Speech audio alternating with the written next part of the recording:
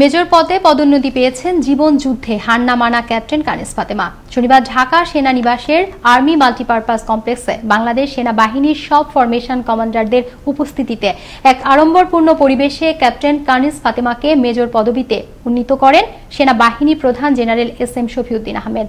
দেশ সেবার এক বুক স্বপ্ন নিয়ে 2011 সালে বাংলাদেশ সেনাবাহিনীতে যোগদান করেন কানিজ ফাতেমা।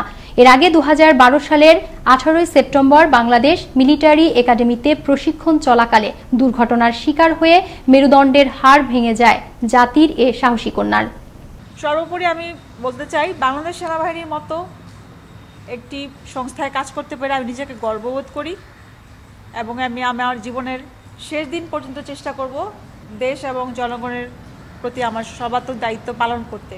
আজকে আমাকে যে দায়িত্ব দেওয়া হয়েছে তা যেন আমি আমার কর্মজীবনের শেষ দিন পর্যন্ত ভালোভাবে পালন করতে পারি।